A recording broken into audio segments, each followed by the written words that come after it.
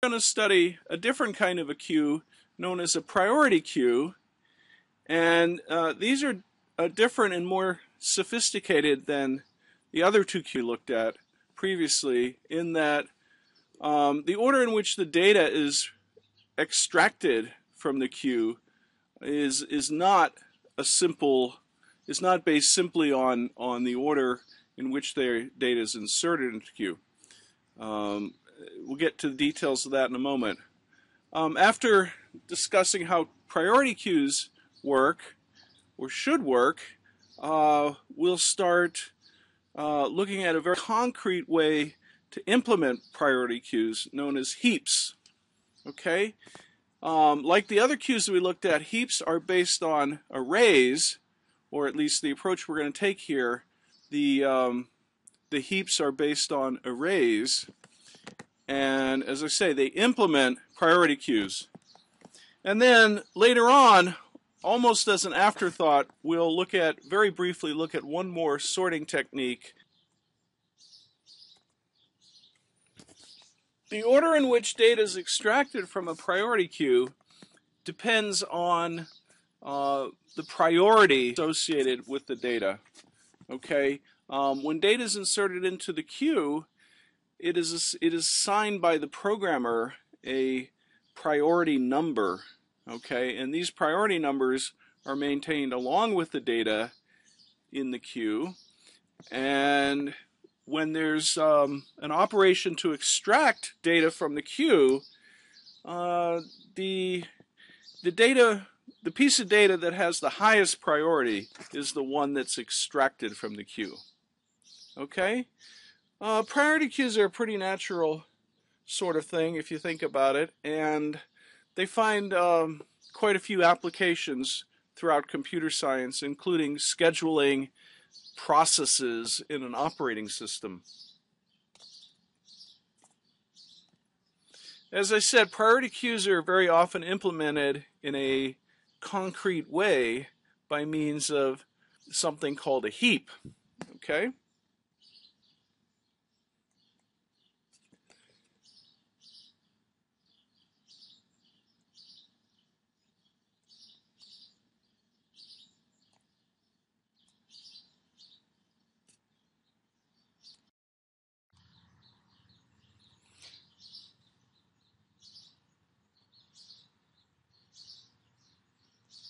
Let's begin discussing heaps and the details of maintaining a queue by means of a heap. The data in a heap is put into an array, just like we did with FIFO queues and with stacks. We can use an array as a simple approach for the underlying mechanism to hold the data. And that's what we're going to do with a heap. But special attention is going to be paid, as we'll see, to how we interpret the positions in the array. The starting position in the array is always going to contain the piece of data with the highest priority. So that would be the piece of data that is extracted next when an extraction takes place.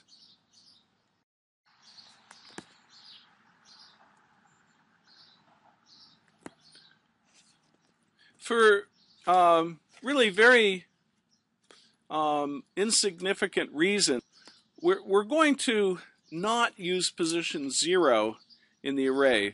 So when I talk about the starting position of the array, I'm actually going to mean position 1 when we're discussing heaps. Okay?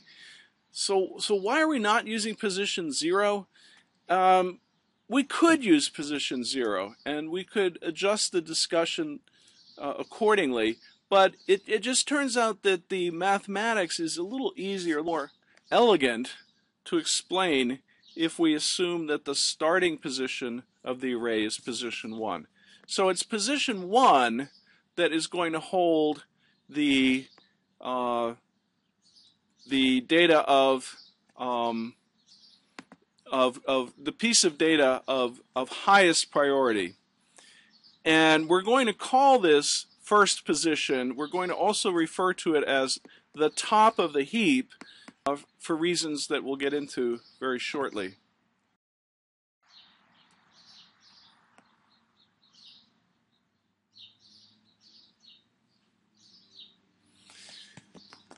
As I said, we need to maintain not only the data that's inserted into the queue, but also the priorities. Okay? Well, the priorities and the data could be bundled together into objects so that each individual object contained a piece of data and a priority. And that's certainly one way to do things. I'm not going to do that. I'm going to maintain the data in one array, which I'll call the data array, and I'm going to maintain the priorities in a separate array, which I'll call the priority array. Okay? And of course, we want to keep the data and the priority matched so that, for example, piece of data at position 5 in the data array should have priority, which is found in the priority array at position 5. I should say that the priorities do not have to be distinct numbers. Okay, so you might have several priorities that have the highest. You might have several pieces of data that all have the highest priority, in which case it really doesn't matter which one of those is at the top of the heap. It really doesn't matter which one is extracted next. As we go forward and start conceptualizing how heaps work, our focus is going to be on the priority array. Okay? We'll just take it for granted that we're also storing data in a data array, and that every time we manipulate the array of priorities, we'll be making corresponding manipulations inside the array of data.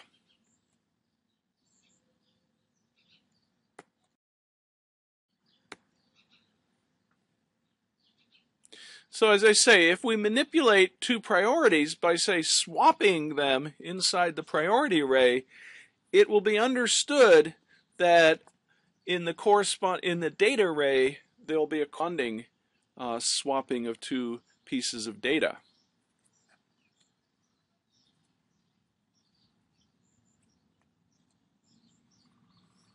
Okay, now we are going to get into a conceptual view of the heap that, as I say, is a tree-like structure. In fact, it's something known as a binary tree, and we're going to find out the exact rules for representing a heap as a binary tree. Okay? Every position in the array, let's say the priority array, every position in the array corresponds to a node. Here we're using that word node again like we did with linked lists, but a node in the binary tree.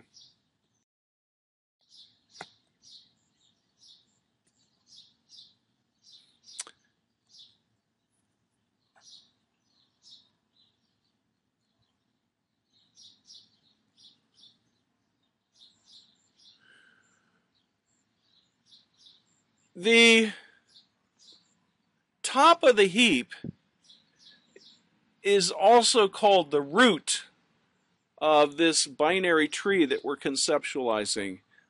That's very standard language when discussing binary trees, and as I say, we're going to at least conceptualize a heap as a binary tree.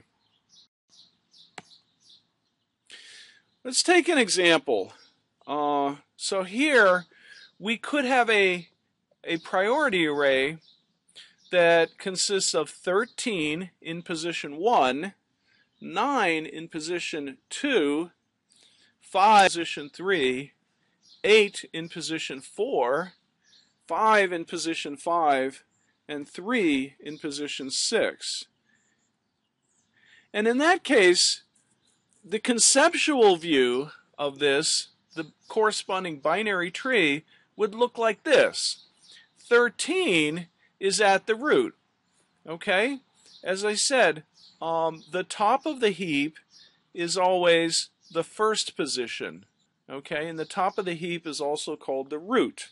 When we draw this binary tree, it's customary to put that root at the top of the figure. And as I say, refer to that as the top of the heap.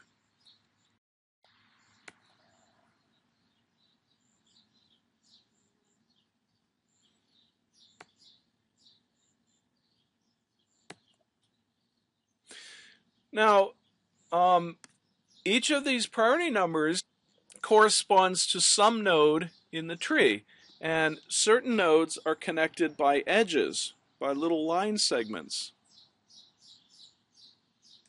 Okay, so we put the root at the top of the figure, and off of that we have a couple other nodes that are connected to it. And we see that this tree builds in a downward growing fashion. It's customary to draw things this way, the opposite of the way trees grow in nature, from the ground up. It's more common when people draw trees in computer science to draw them from the top growing down.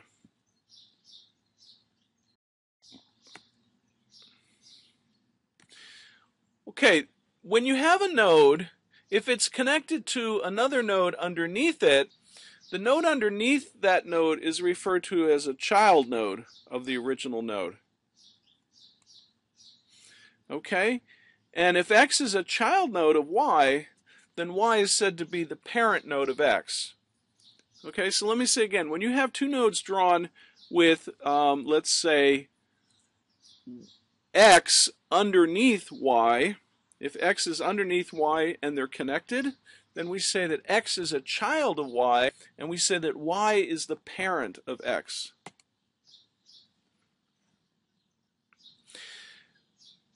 The kind of tree that we're dealing with here is a binary tree, and when we have binary trees, each node can have at most 2 child nodes, and there is a distinction between a child node that is drawn off to the left of the parent versus a child node that's drawn diagonally off to the right of the parent. If a child node occurs diagonally to the left of the parent node, it's said to be the left child of the parent. And if it's drawn off to the right, diagonally off to the right, then it's the right child. Okay? And in a binary tree, any given node can have at most 1 left child and at most 1 right child.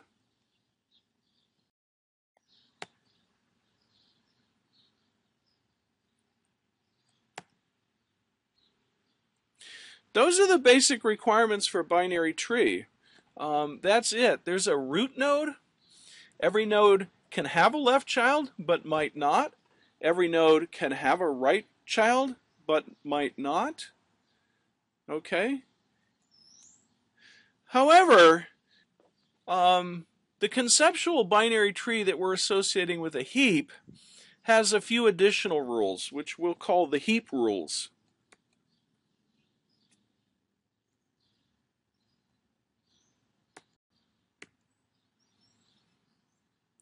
To appreciate what these heap rules are, it's helpful to speak in terms of levels of nodes. Okay, so this is pretty easy. We say that root node is at level 0. We say that any child node of the root node is at level 1. Okay, and then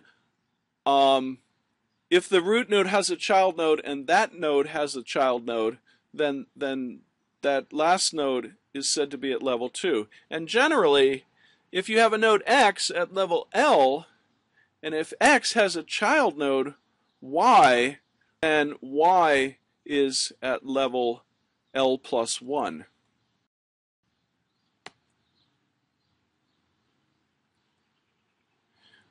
Usually when people draw binary trees, they draw all the nodes that are at the same level on a horizontal line. Okay, we can also talk about the depth of a binary tree, and that's easy. The depth of a binary tree is simply the maximum level among all the levels of the nodes in the tree. So here now are the extra rules that we're imposing on binary trees in order to satisfy the heap conditions.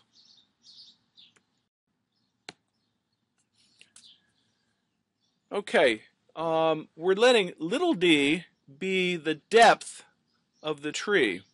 So there are nodes at level d in this tree, but there are not nodes at level d plus 1. Okay, the final level is level d. Okay, so the rule here says that every node at a level less than d minus 1, so that could be d minus 2 or less than or equal to d minus 2. Okay, all such nodes must have a left child and a right child. They have to have both child nodes. Okay? And now there's this condition that if a node has a right child, then it must also have a left child. Okay? Once again, these are not rules for binary trees. These are additional rules that are being imposed only for the heap, for the area associated with heaps. Okay? And now here is another rule. If a node X has a left child Y and a right child Z, and if Z has any child node at all, then Y must have two child nodes. It must have both a left and a right child node. Now these rules are just one of several ways to describe things, and we're going to look at the conditions for a heap a little differently in a moment, and in a perhaps a more intuitive way.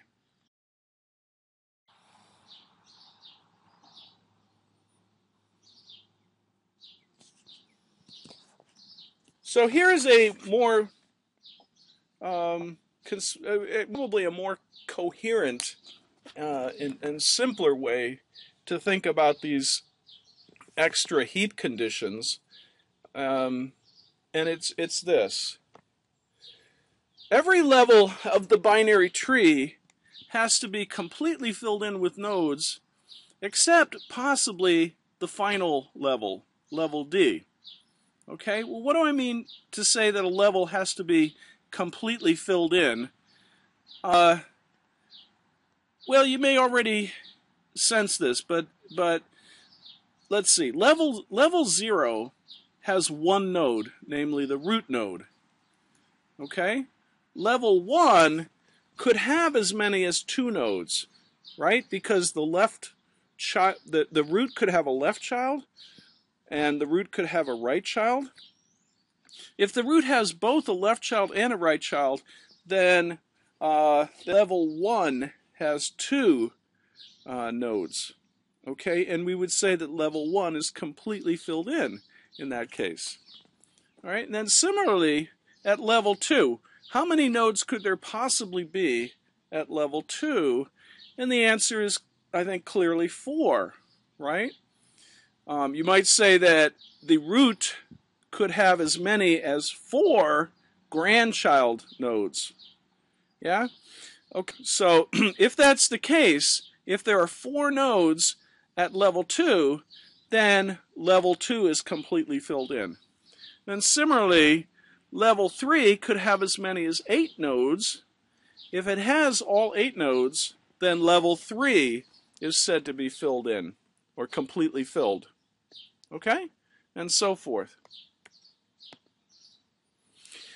Now that rule about being completely filled in is not required of the final level, level D, but there is a requirement here as well, and it is that as you look at level D from left to right, there should be no gaps, right? It should be filled in with nodes until you get to some final node, after which there are no more nodes level D. Okay? So even that might be tricky to conceptualize, but once you start seeing the figures, it'll be pretty obvious. If you go back to the example that I already gave,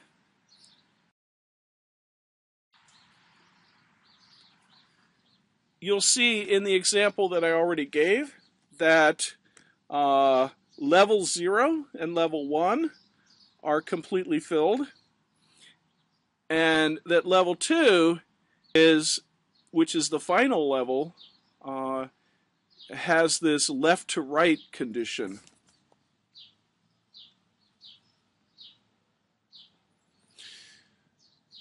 So there's actually one additional requirement for a heap. The requirements we've discussed so far are concerned with the nature of the binary tree, right? What does the binary tree look like? So first of all, it has to be a binary tree, and the levels have to be filled in, and except for the last level, and then there's a special condition for the last level. So that's fine.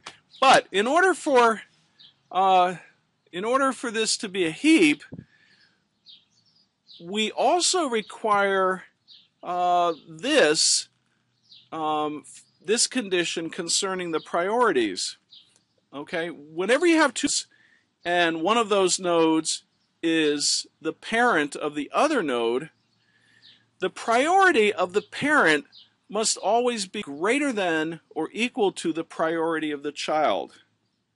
Okay, so again, if you have a parent-child relationship, the parent is above the child, and its priority has to be greater than or equal to the priority of the child.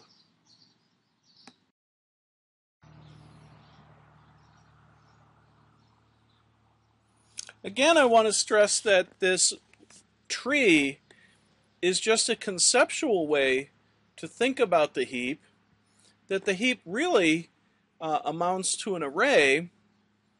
Well, okay, there's an array of data and an array of priorities. Anyway, the tree is certainly conceptual. Okay. We are now ready to make a connection between the positions in the array and the nodes in the tree. Every position in the array will correspond to one of the nodes in the tree. And it's actually quite simple. It works like this.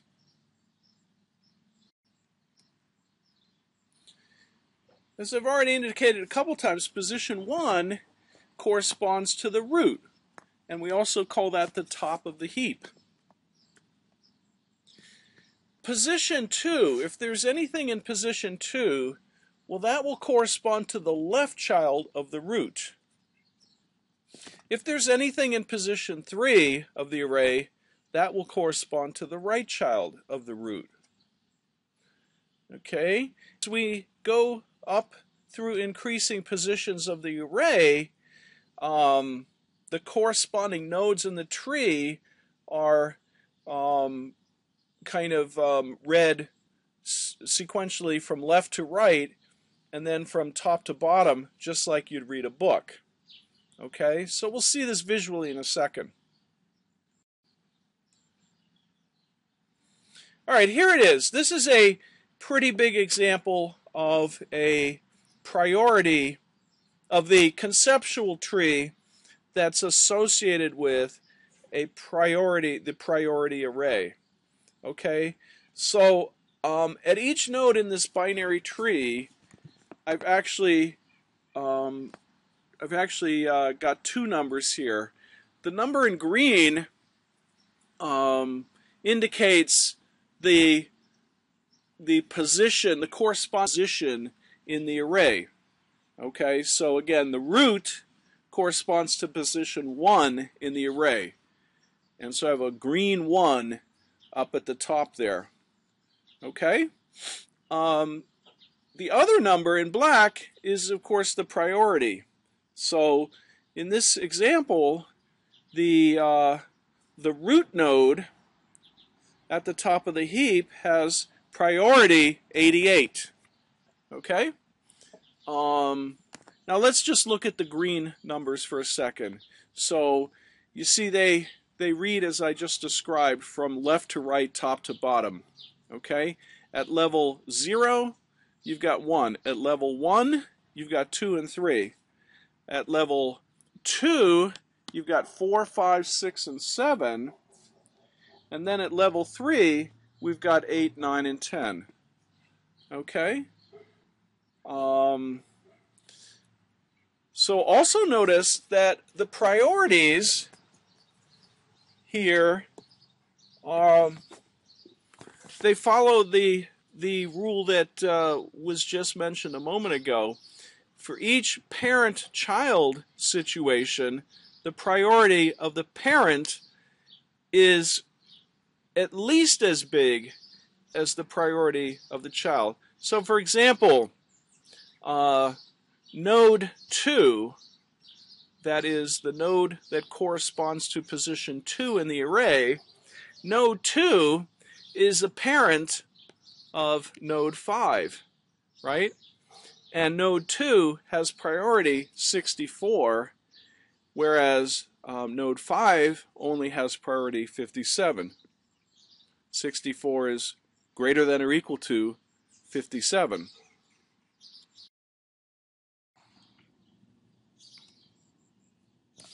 So here is the actual array that would result in the conceptual tree that we just looked at, right? Because the highest priority is 88. That occurs in position 1. It occurs in the tree at the root, at the top of the heap. Okay, 88 is followed by priorities 64 and 72, which are at level 1 of the tree, followed by 52, 57, 68, and 14, which are at level 2 of the tree, and those are followed by priorities 37, 48, 55, which are at level 3 of the tree. Okay, and now we have this very nice, simple, and helpful relationship between the position numbers of parent node and position number of child node. And it goes like this. If a node is at position I in the tree, so corresponds to position I in the array, if you have that, if the node is at position I in the tree, and if it has a left child node, then that left child node is going to be at position 2 times I. Right? So I want you to go back and look at the figure and check the binary tree and see that that really is true. Okay, for example, node 3, the node at position 3 has a left child at position 6. Okay, and likewise, if a node has a right child, if the original node is at position I, then the right child would be at position 2 times I plus 1. So again, in the example, the node at position 3 has a right child that is at position 7. Okay, and if you're looking at a node at some position, let's say J, and you want to know, well, what's the position of the parent of that node? The answer is very simple. It's just J divided by 2, but rounded down to an integer. Okay, what you should have learned to call integer division in your introductory programming course, right? So if J is 6, for example, right? If a node is at position 6, where is its parent? Its parent is at position 3. Okay, of course. But if J is 7, if you have a node at position 7, its parent is also at position 3.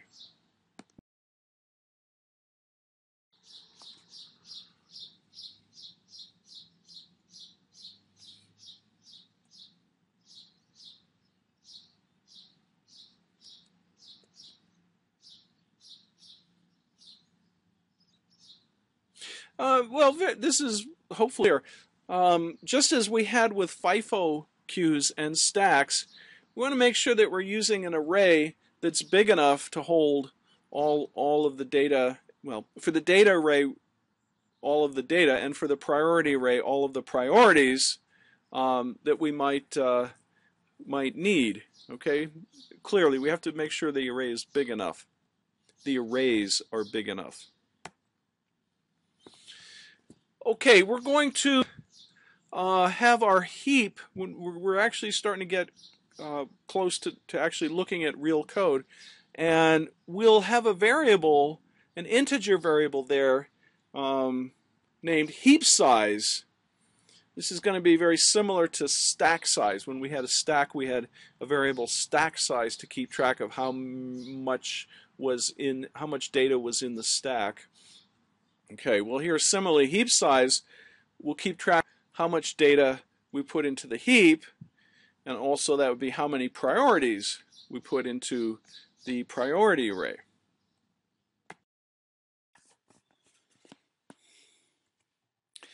So now we'll consider what has to take place when some new data is inserted into our priority queue. Okay, specifically into a heap, our heap. Okay, so this new piece of data will have to be inserted into the data array, and a corresponding priority for that new piece of data will be inserted into the priority array. Okay? The heap size obviously has to be incremented as well to reflect the fact that we have just enlarged the heap by one piece of data. But it's a small technical fact here that we're going to want to increment heap size before doing the insertions. Okay, unlike the case in our stack code. In this case, we want to increment heap size first. Why? Well, it's just because of this policy of not using position 0 in the array. So think about this. If initially the heap is empty, heap size is 0, then when we do the first insertion, what we should do is increment heap size, which makes that equal to 1, and then use that to put the data into the data array at position 1 and put the priority into the priority array at position 1.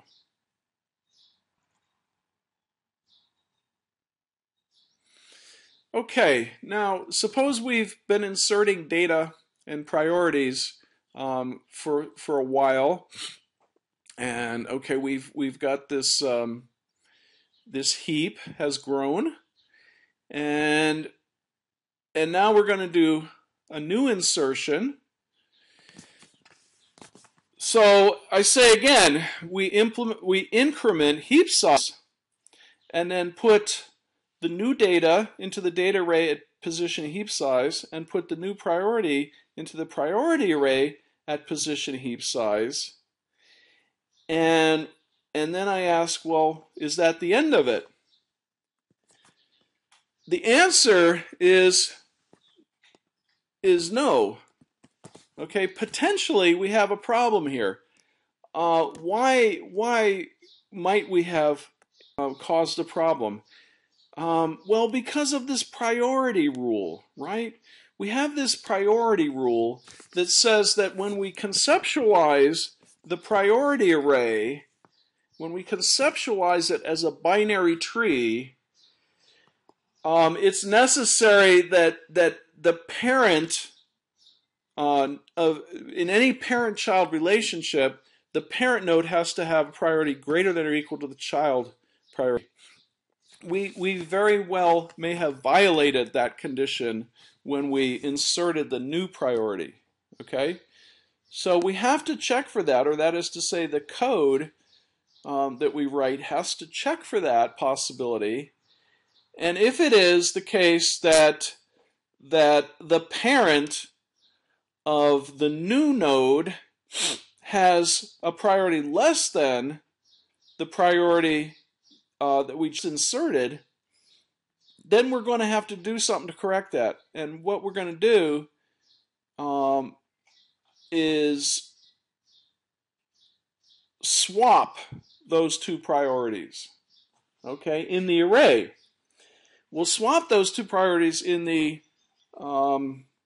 priority array, and in doing so, we'll also be required to swap the corresponding entries in the data array, and so forth, right? But that's not quite the end of it, okay, potentially.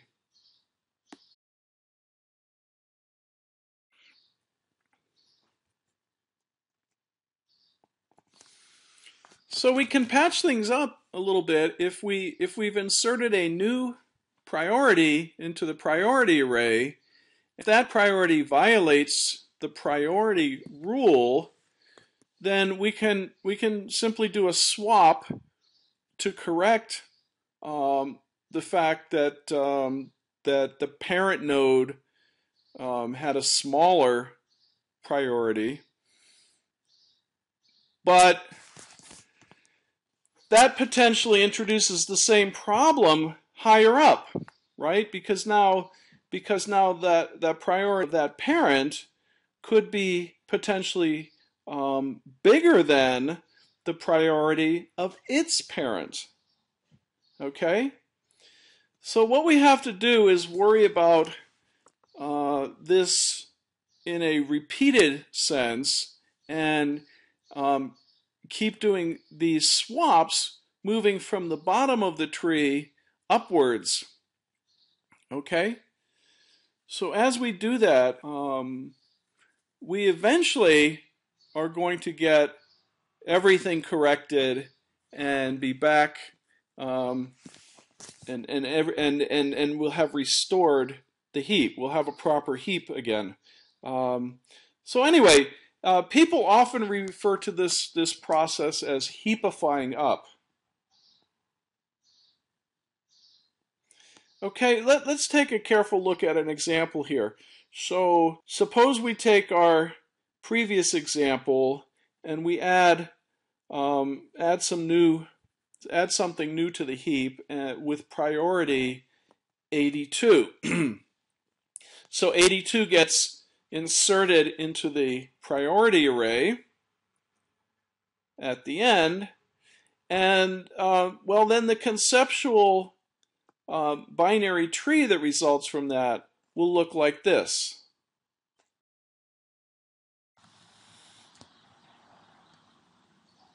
Right, so this would be the situation after we insert the new data into the data array, and then also insert the new priority into the priority array.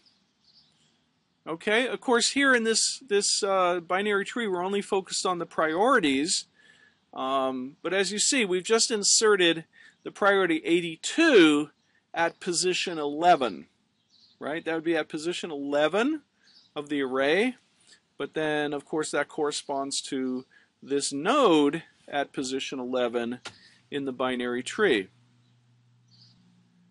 But there is a problem, right? Because now we have this new node at position 11 having a priority that is bigger than the priority of its parent, right? So the node at position 11 has priority 82. Its parent is at position 5, and that has priority 57.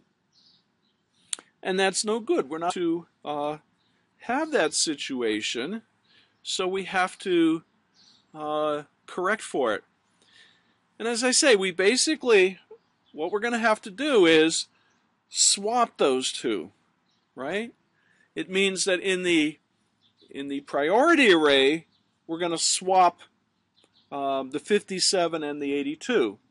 Okay, positions 5 and positions 11. Position 5 and position 11 are going to have to get swapped, right?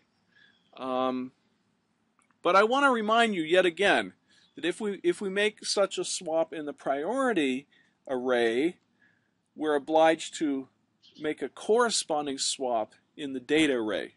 Okay, we're not looking at the data, we're not focused on the data, but don't forget that the data that we're really interested in storing needs to be maintained so as in the same order in its array to match the priorities in the priority array. Okay, anyway, this is a pretty simple deal. We're going to swap the 82 and the 57, okay? Positions 11 and position 5, they get swapped, and then the tree looks like this.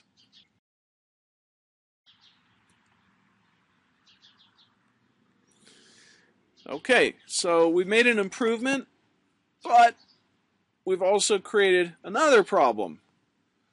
Yeah, we fixed the problem concerning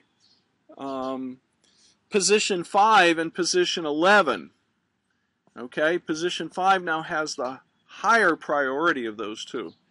But we've introduced a problem between the node position 2 and the node at position 5, right? Because now position 2 has priority 64, position 5 has priority 82. So again, the priority rule is violated, and we're going to have to do a swap here to fix that. Okay? We're going to have to swap 64 and 82.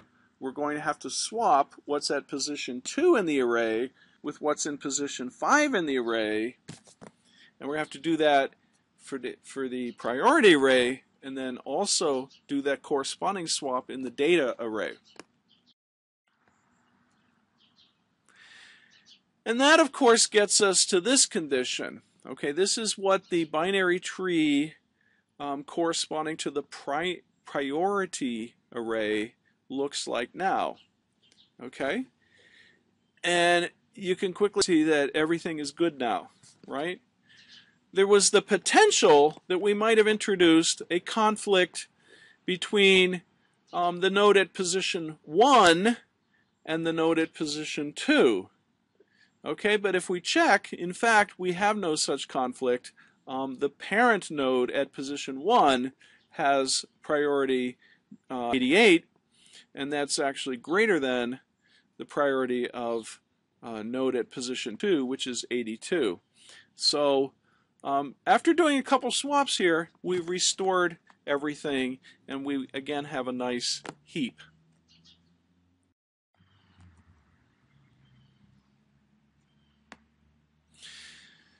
Those couple swaps we made have successfully done the heapifying up that was required to patch things to restore the heap.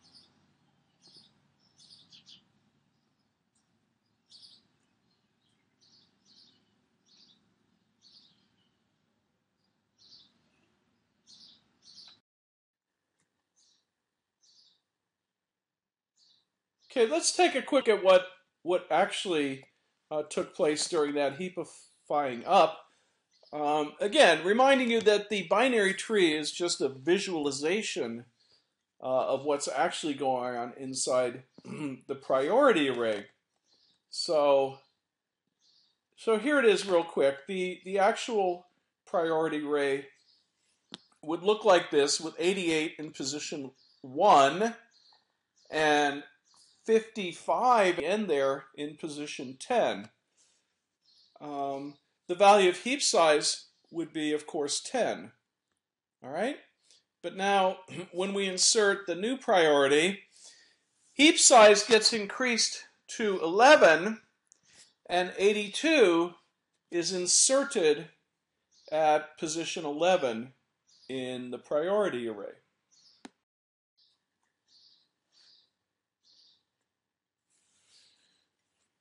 So the very first swap that took place interchanged E2 and 57. That is, it swapped what was at position 5 with what was at position 11. The second swap then interchanged what's at position 2, what was at position 2, with what was at position 5, right? So the 82 and 64 get swapped. And again, that's all it took. Those two swaps reestablished the heap conditions, the priority condition.